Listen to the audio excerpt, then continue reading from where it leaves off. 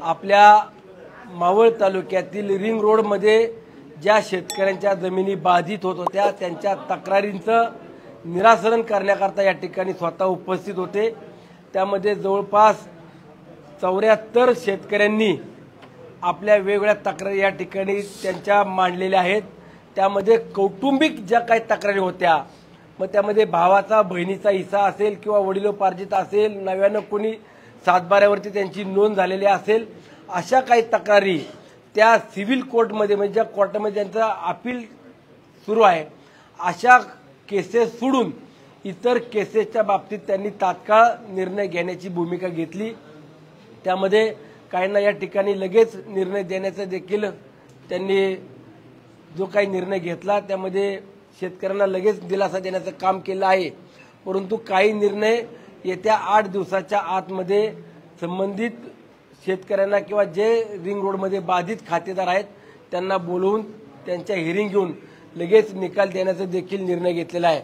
परंतु काही गावं जे सक्तीच्या भूसंपादन प्रक्रियेमध्ये गेले आहेत त्याबाबत आता कुठलाही निर्णय घेता येणार नाही अशा स्पष्टपणे त्यांनी सूचना दिलेल्या आहेत। पण ज्या गावांचं अजून सक्तीचं भूसंपादन झालं नाही त्यामध्ये वडगाव, आंबी, कातवी, सुदुमरे, सुदवडे आणि इंदोरी या भागातील माझ्या शेतकऱ्यांना आव्हान करतो की आपण कौटुंबिक जे काही कलह किंवा जे काही वाटप असतील, जे काही आपले मतभेद असतील ते कुटुंबामध्ये बसून जर मिटवले तर आपले 25% जी रक्कम कपात होतीये ती कपात होणार नाही।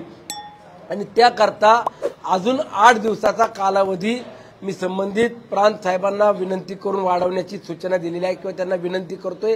त्याबाबत त्यांनी मला 2-3 दिवसाचाच कालावधी देता येईल असंही सांगतात। परंतु 2 दिवस किंवा 4 दिवस जो काही तुम्हाला 4 दिवसाचा कालावधी मिळतोय त्या कालावधीमध्ये आपण प्रांत कार्यालयामध्ये जाऊन आपले डॉक्युमेंट्स म्हणजे जे संमती आहे ती संमती करारनामा करून द्यावा की जेणेकरून 25% तुमची रक्कम कट होणार नाही।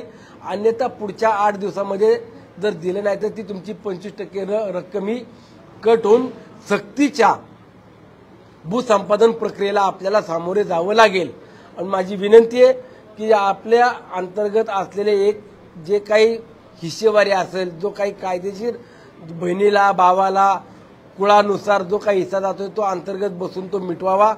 जेवढे काही प्रलंबित प्रश्न आहेत ते प्रलंबित प्रश्न त्यांच्या स्तरावरती प्रांत साहेब मिटवण्याचा प्रयत्न करतायत।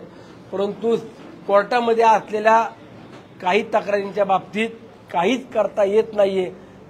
पण काही केसेस अशा आहेत की माझ्या नावावरती सातबारा आहे परंतु एखाद्या त्रस्त व्यक्तीच्या नावावरती कुठलाच पुरावा नाहीये किंवा कुठल्याच त्याच्याकडे बाजू नसताना ते कोर्टमध्ये देखील त्यांची केस किंवा त्यांची जे काही म्हणणं ते ऍडमिट करून घेतले पण त्यावरती निकाल मिळत नाहीये म्हणून पैसे शेतकऱ्यांना मिळत नाही। 25% त्यांचे पैसे देखील कट होणार आहेत।